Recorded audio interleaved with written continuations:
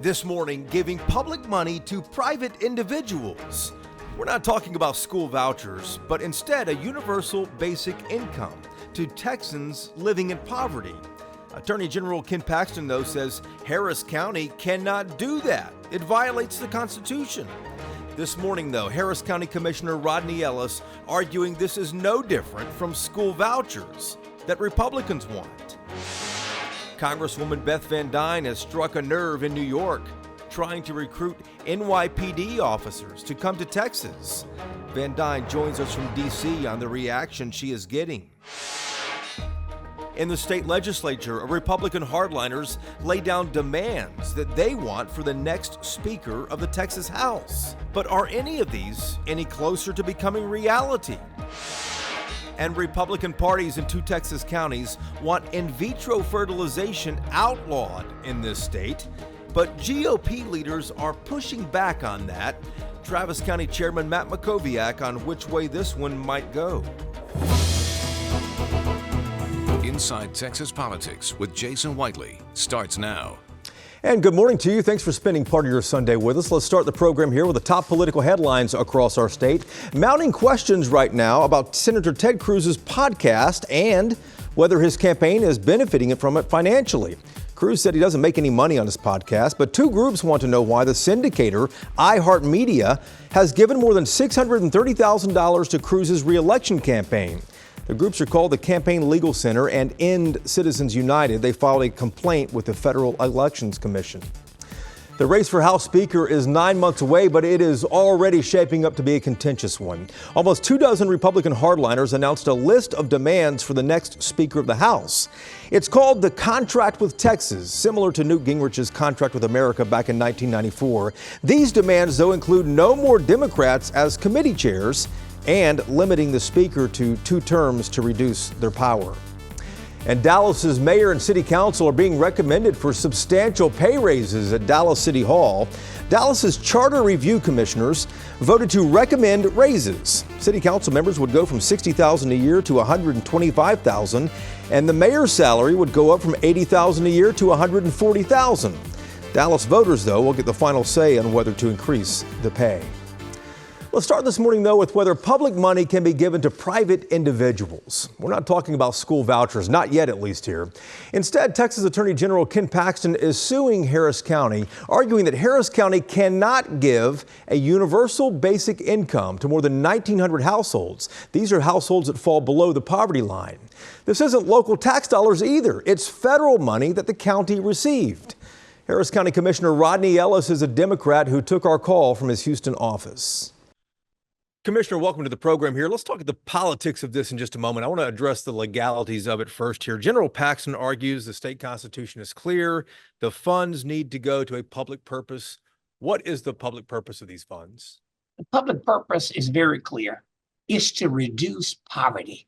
It's to help the poorest of the poor. About 750,000 families in Harris County would fall into these poverty guidelines. This has nothing to do with the Constitution. There are many programs. Part of what I think General Paxton and my former Republican colleagues in the state legislature ought to be worried about is that slippery slope. What about vouchers? I mean, you know. Well, I want to ask you about that in just a moment here, too. But before we get down to that, let me get into this. Harris County is using federal money on this. Why would the state take issue with federal money being spent? It's not state dollars. Whatever red meat works, I suspect the polling data indicated. Although San Antonio had a program, Austin had a program, Houston had a program with some philanthropic money. El Paso County had a program.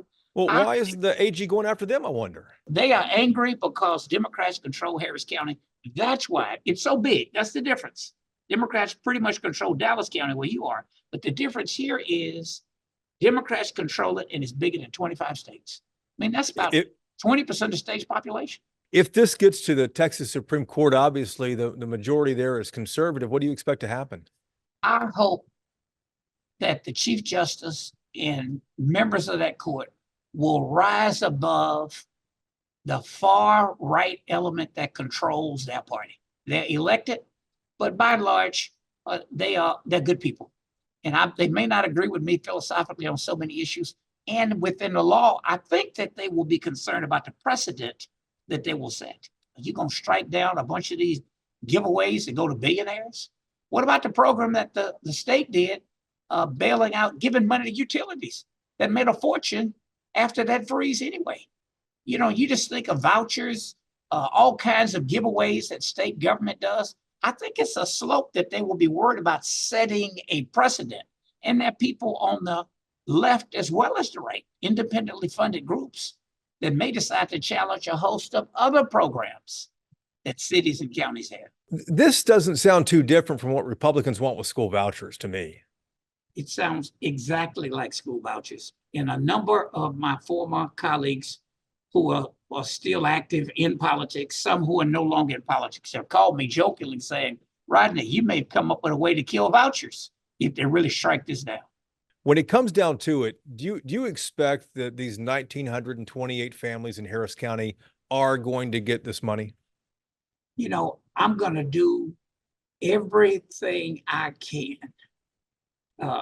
going all the way to the Texas Supreme Court to fight it. This will start out at the trial court here in Harris County. It'll skip the appellate court in Austin, Third Court of Appeals, which is very respected appellate court. Many of these state issues go there. It'll go straight to the Texas Supreme Court. I just don't know. This is one where I wish that I could say, Jason, that I know, but I just don't know. Commissioner, thank you for the insight. We appreciate the time. Thank you. All right, let's bring in the roundtable to talk about the politics of this. Bud Kennedy is here from the Fort Worth Star-Telegram. Ashley Godot with us. She is the political director at KVUE in Austin. And Bernadine Steptoe is a political producer at WFAA in Dallas. Bud, let's start with you. How is this different from school vouchers? Well, school vouchers advocate a specific purpose of the state. The money's given for you to spend to go to school. It's not given for some wide general purpose. I've wanted somebody to enforce this amendment in the Constitution. Says the government can't give away anything of value. Why don't we quit giving free parking to General Paxton's staff? Oh, Ashley, what do you expect to happen with this, though? This is going to be a really tough decision, and one that I think a lot of us are going to be watching, because it's a slippery slope. If you say that the county can't give these federal dollars away in this way, how are you going to say that so many of the state programs and so many of the state spending can be done with the way that the state wants to spend it? Government helps people who are low income all the time with a variety of things. Why is this different? That's a good point, Bernadine.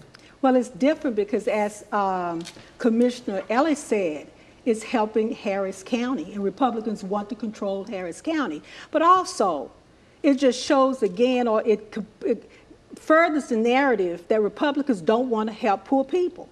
Because if they're pushing the voucher and they don't want to give income to lower income people, how do you say that it's not right? It's very interesting, and I think that we all will be watching it. Notice what Commissioner Ellis said. He said, he wants them to do the right thing. He calls for the good people on the court to take the side. He didn't really say it was legal. All right. A lot more coming up here, including this. Take a look.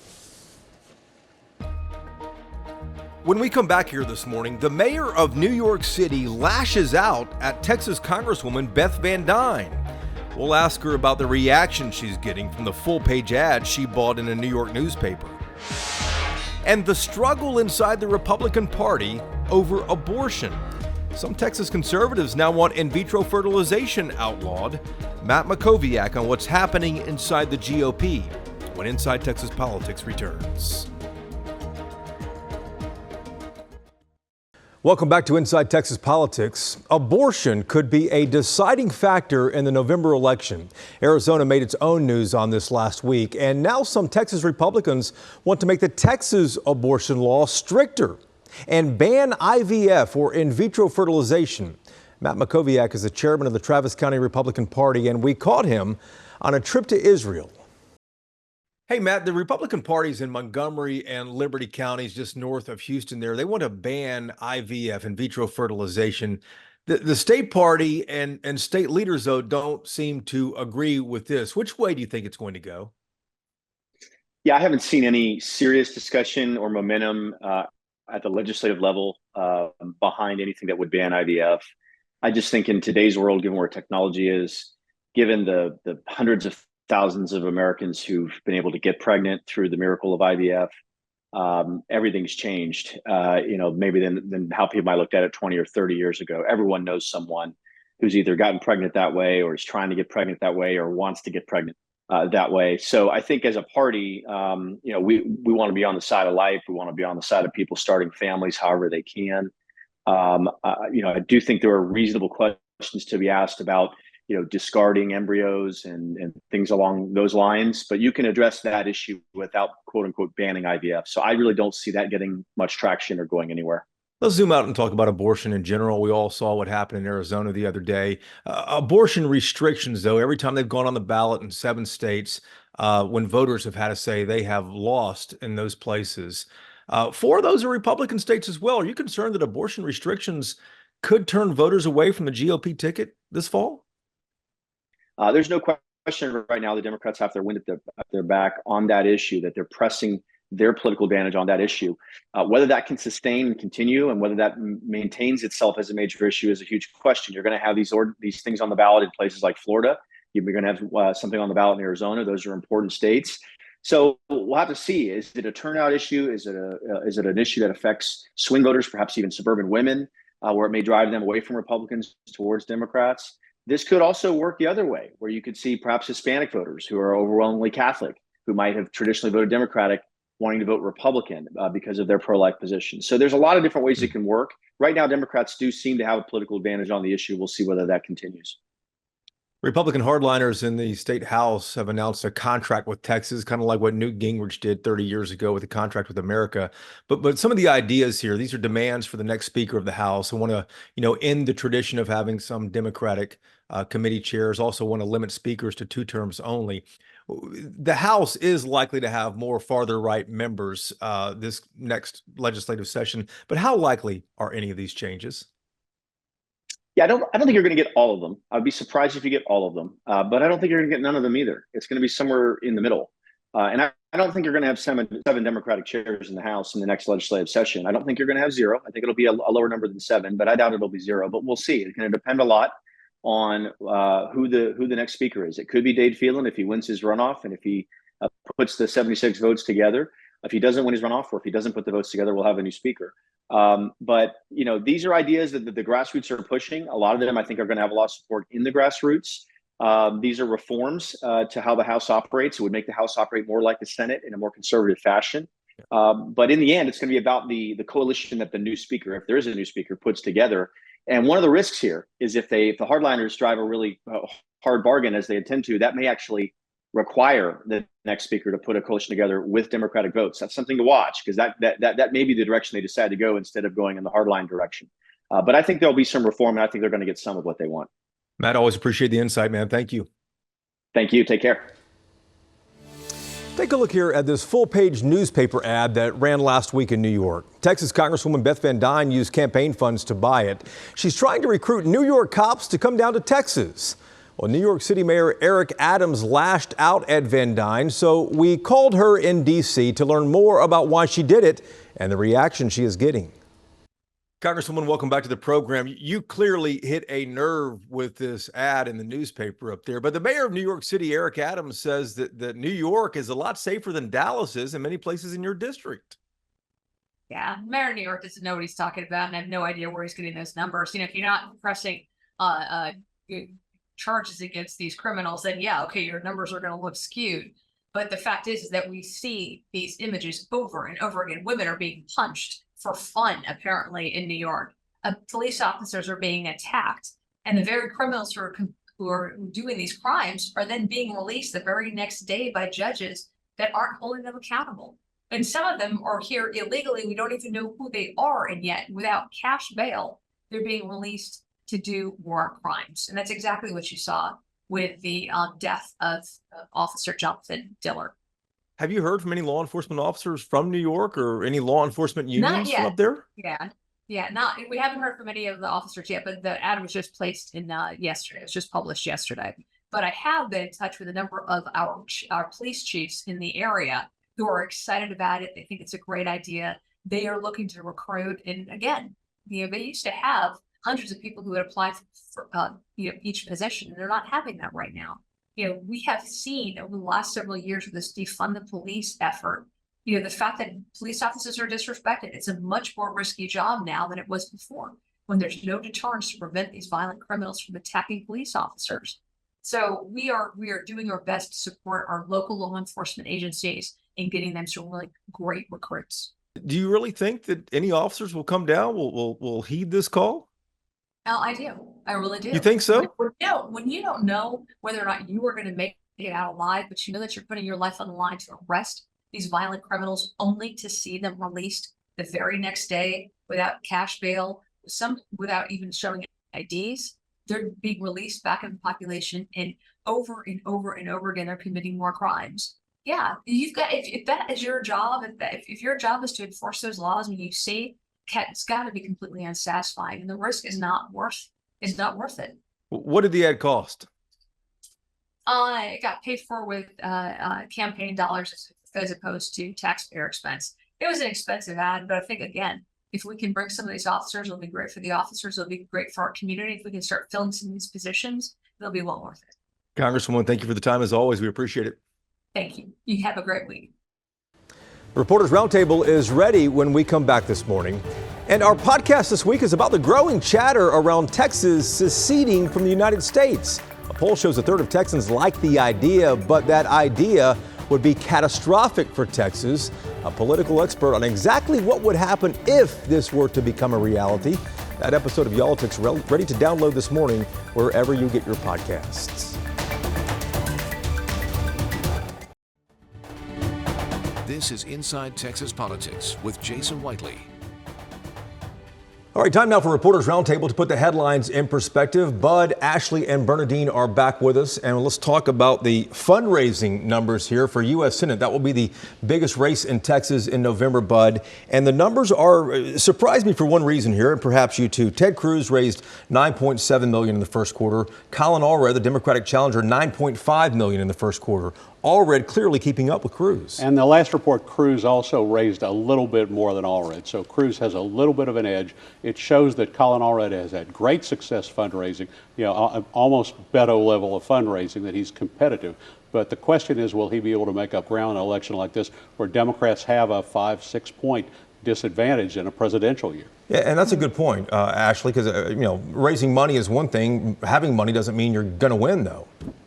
No, it certainly does help, though, doesn't it, Jason, to be able to have the money to spend on the advertising, to spend on, the media tours and things of that nature. But I think you can't deny that any Democrat running for a statewide seat in Texas has a very long, hard road ahead of them. When we look at the race between Cruz and Beto O'Rourke, I mean, the money, the fundraising there for O'Rourke was out of this world, breaking records. And while he came close, he still wasn't able to get it done. Any Democrat running in Texas has a hard road ahead. So does this make a difference at all, Bernadine? Well, actually, it will, because it will give him the money that he needs to get his vote out, because what's going to be very important for Allred is his ground game. He's going to be able, he must get his voters to the poll and also appeal to some of the independents who don't want Cruz. But the money will help in terms of getting messages out. But if he doesn't get the voters to the polls, the money won't matter anyway. But it helps in terms of having that type of resource. And of course, one thing that Allred and other Democrats are really counting on is the abortion issue. It's done well for Democrats so far. Matt Makoviak earlier in the program talking about how Democrats have the wind at their back on this issue, though. We saw what happened in Arizona with that law, 1864 law, before Arizona was even a state, reenacted here. Does that help or hurt Republicans? Does that help or hurt Donald Trump? Well, Donald Trump floundered around on his position. He said first it should be left to the states, and then Arizona did something. He said, well, we're going to fix that. So now he's actually upset some of the religious supporters on his side. So he'll have to get focused on where he stands on the issue. He started to have some shaky ground in his own party. Obviously, Democrats see something like Arizona, they're energized. That doesn't affect Texas, where abortion has not been a decisive issue for the polls. And Ashley, we're still, 6-7 months away from the actual election itself, though. A lot can happen between now and then. But clearly right now, this is something that Democrats can use. They can use it, but when it comes to Texas, honestly don't know how much it is going to help. When we initially saw things happening within the Texas legislature restricting abortion, you heard Democrats saying that this was going to be an issue. This was going to get people to the polls. This was going to get them to vote Democrat, more Texans to vote Democrat. And that just didn't happen. We still saw all of the statewide seats go to Republicans. So I just don't know how much it's going to impact Texas politics. I really don't think it will. And let's just be honest, a lot of Texans, red Texans, Republican Texans, they like Donald Trump. And so I think they're going to vote for him and back him either way it goes. You're shaking your head on this, Bernadine. You know, Democrats have told me forever that this is going to motivate suburban women. What do you think? Well, it's going to motivate them, but the question is, will it carry Texas for Democrats? And I just don't see that happening at all. Because remember, Trump's voters are Trump's voters, and it's nothing that he has done or he will do to take that away. But obviously, abortion is not a good issue for Republicans, and that's why you see former President Trump sort of taking a different path in terms of saying that, hey, let the states do it. And Trump voters show up, Bud. They show up to vote. Trump voters do show up. You know, the question is in Texas whether that'll matter. Texas polls show that only, I think, 2% of the voters last election made their decision on abortion. The Republicans want this election to be about Joe Biden, not about abortion. Sure. Is that going to be reality, though, at the end of the day, Bernadine? Well, in Texas, it doesn't matter about Biden in terms of what happens in Texas, but remember, this is presidential. Yeah. And it has to resonate throughout the whole United States. A lot more involved there. Good deal, guys. Thanks so much. Appreciate it. We're back next Sunday to take you inside Texas politics. Hope you can join us then. Take care.